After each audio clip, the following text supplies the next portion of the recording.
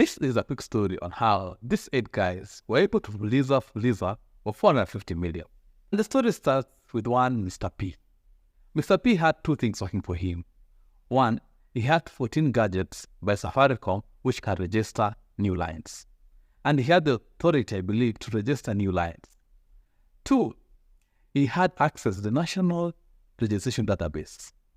And he could be able to make fictitious ID numbers. That he would make an ID number with no real person behind it. And with these 2 things, he went ahead and employed 7 people. And he employed them for exactly 7 months. And within 7 months, he gave them just very few tasks.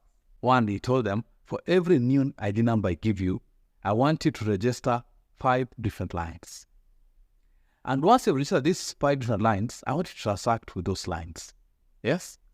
And 3, once you transact with those lines, you check the Fuliza on that line, and you borrow that amount.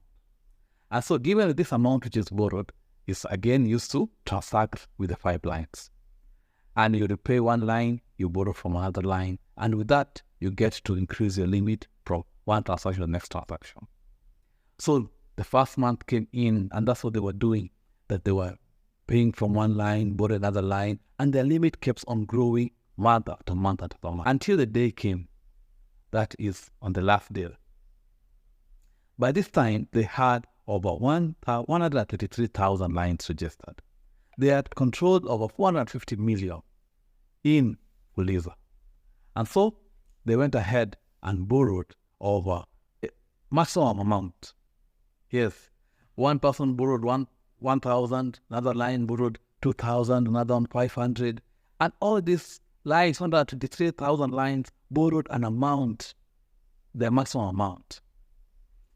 And at the end of that day, Mr. P had control of 450 million. And this money was used to buy this vehicle, was used to buy this other vehicle, was used to buy a motorbike, was used to buy several other assets. And so they were chilling there, happy with their 450 million. Meanwhile, Safaricom were wondering, in the month of August, they were wondering, 2022, like, hey, what has happened? We have 450 million out there, nobody's repaying. I'm about to Fuliza. So they were like, hey, maybe tumechezwa.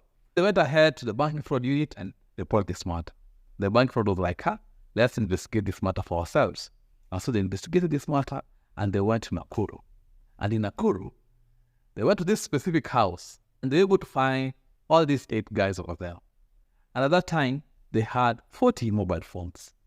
They had 1,000 Safaricom registration phones. They had 7 laptops.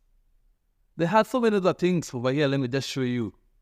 And so they took them to court, and the matter is still in court. But they were released on a cash bail of 400,000. So right now they're free guys and trying to disprove their case. Anyway, guys, from this story, what can Safaricom do in order for their Fuliza services not to be misused? And 2, what can the government do so that the National Registration Database cannot be misused? Anyway, guys, it's in the comment section. Goodbye.